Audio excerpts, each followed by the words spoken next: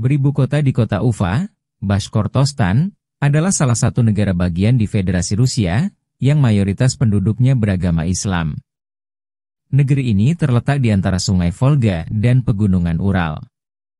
Negeri seluas sekitar 140.000 km persegi ini berpenduduk lebih dari 4 juta jiwa, di mana sekitar 55% penduduknya adalah umat Islam yang terdiri dari etnis Bashkir dan etnis Tatar. Etnis Bashkir dan etnis Tatar adalah pewaris kerajaan Islam Bulgaria Volga, yang pernah berjaya selama berabad-abad di daratan Rusia sebagai negara Islam selama ratusan tahun lalu. Penduduk Muslim di Bashkortostan ini adalah kaum Ahlus Sunnah wal Jamaah penganut mazhab Hanafi. Selamat datang kembali di Cemai Studio, channel yang membahas seputar fakta menarik dan berbagai hal unik dari berbagai belahan dunia, yang mungkin bisa menambah wawasan dan informasi positif bagi kita semua. Kali ini, kita akan menjelajahi negara Bashkortostan, bagaimana kehidupan masyarakatnya, tradisi, budaya, dan fakta-fakta unik yang membuat negara ini begitu istimewa.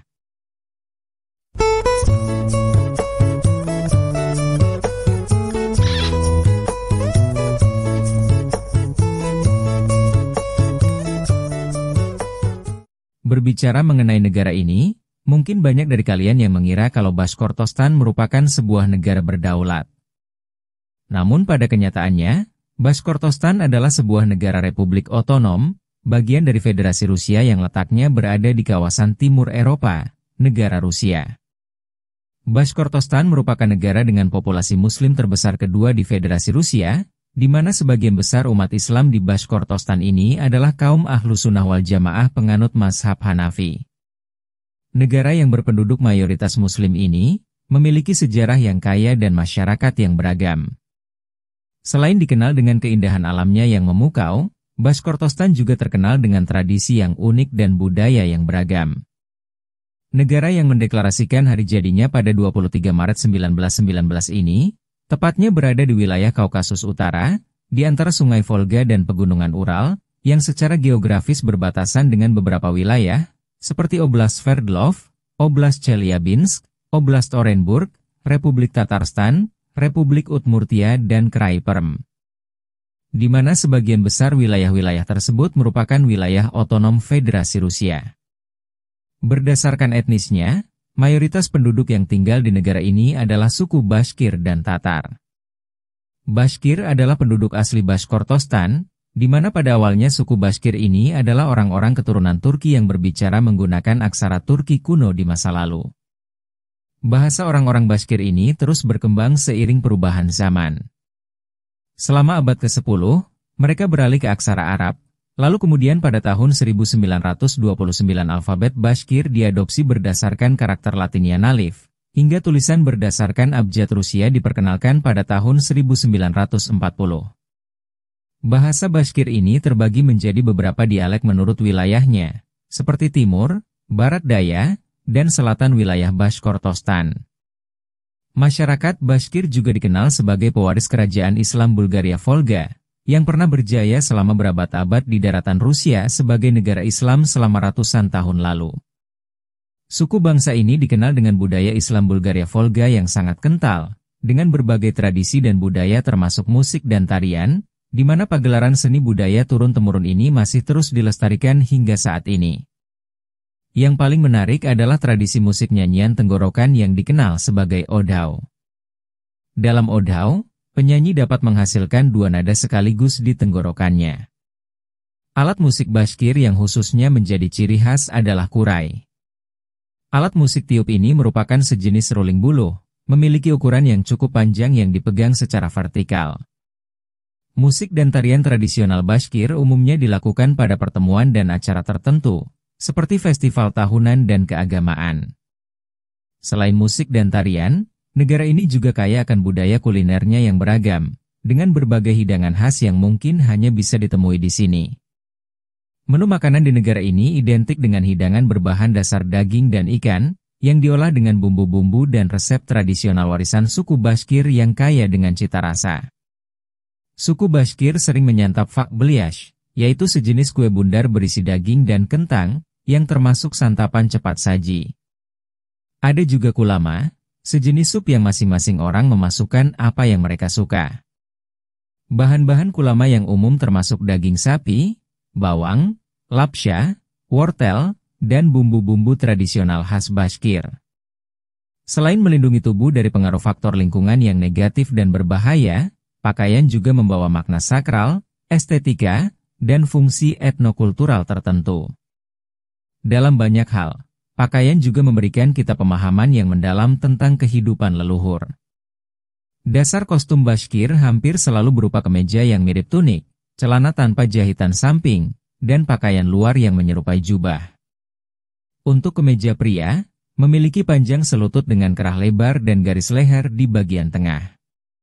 Sedangkan kemeja wanita tidak berkerah, dengan panjang hampir menyentuh lantai.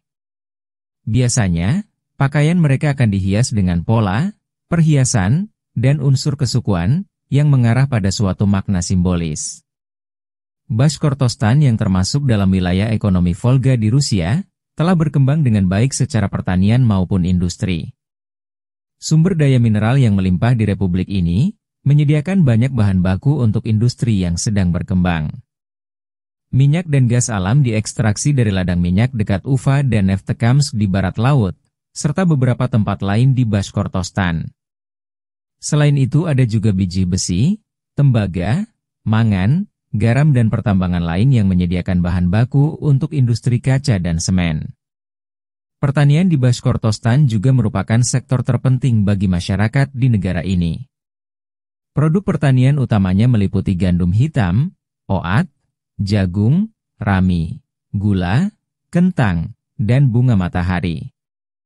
Di samping pertanian, sektor peternakan juga menjadi salah satu penopang ekonomi masyarakat, seperti pemeliharaan kuda, sapi, domba dan kambing, serta budidaya lebah madu yang merupakan pekerjaan tradisional di Bashkortostan.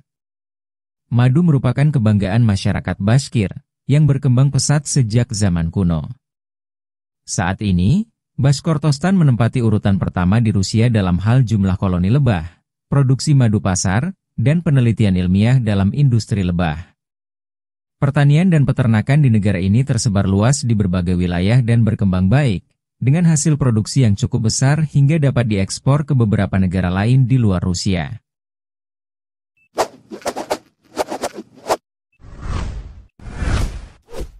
Ada beberapa cara untuk menuju ke negara Bashkortostan ini.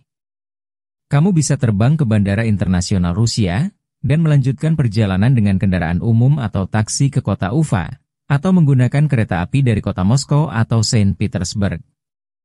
Dimulai pada paruh kedua abad ke-16, wilayah Bashkortostan mulai terbentuk sebagai bagian dari negara Rusia. Pada tahun 1798, Majelis Spiritual Muslim Rusia didirikan, sebuah indikasi bahwa pemerintah Tsar mengakui hak-hak orang Bashkir, Tatar, dan bangsa Muslim lainnya untuk memeluk Islam dan melakukan ritual keagamaan. Pada bulan Maret 1919, berdasarkan kesepakatan pemerintah Rusia, Republik Sosialis Soviet Otonom Bashkir mulai dibentuk. Selama periode Soviet, Bashkortostan adalah negara pertama yang diberi hak otonomi yang luas di antara wilayah Rusia lainnya. Struktur administratif Republik Sosialis Soviet Otonom Bashkir didasarkan pada prinsip-prinsip yang mirip dengan republik-republik otonom Rusia lainnya. Hingga pada tanggal 11 Oktober 1990, Dewan Tertinggi Republik mengadopsi Deklarasi Kedaulatan Negara ASSR Bashkir, yang kemudian berganti nama menjadi Republik Bashkortostan pada 25 Februari 1992.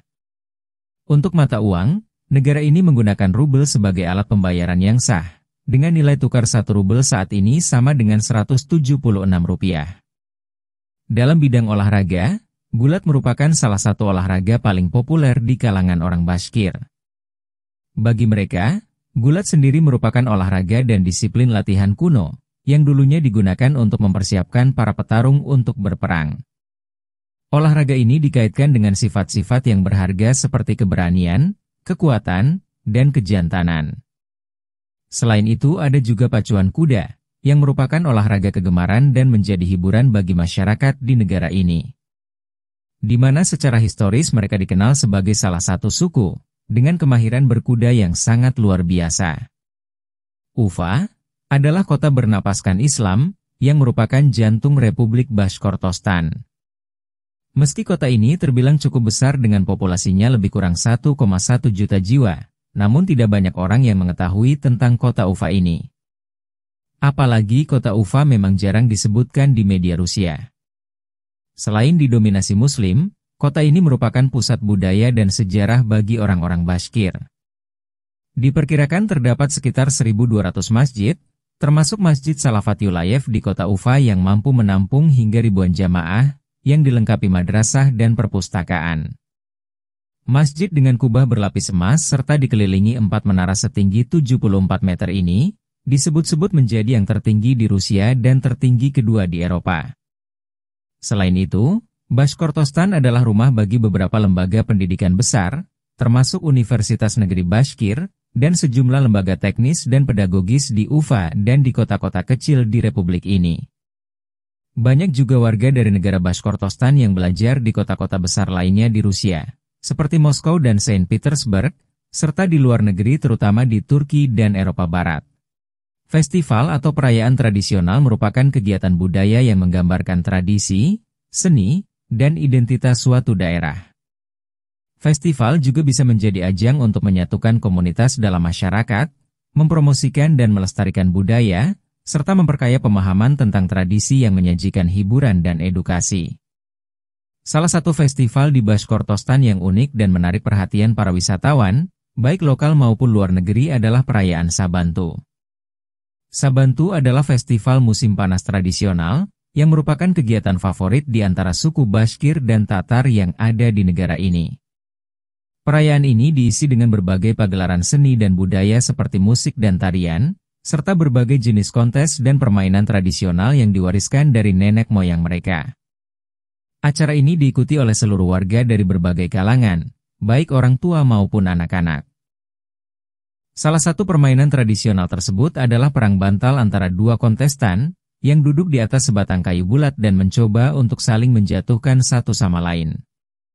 Ada juga lomba panjat tiang kayu dengan berbagai hadiah di atasnya untuk pemenang, yang lebih mirip dengan panjat pinang di Indonesia. Permainan populer lainnya adalah memecahkan pot tanah liat. Dalam permainan ini, para peserta akan ditutup matanya, diberi tongkat, dan dituntun 10-12 langkah menjauh dari pot tanah liat. Setelah itu peserta diminta maju untuk memecahkan pot tersebut dengan tongkat, dan mereka yang berhasil akan memenangkan hadiah. Selain itu, masih banyak jenis permainan unik dan menghibur lainnya, yang bisa disaksikan dalam acara pesta rakyat ini.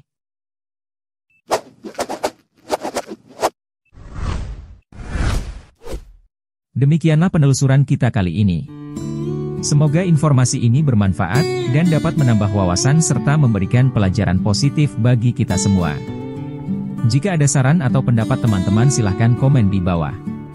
Terima kasih sudah menonton. Jika Anda menyukai video kami jangan lupa subscribe dan aktifkan tombol notifikasi agar tidak ketinggalan video kami selanjutnya. Adios amigos, sayonara, sampai jumpa.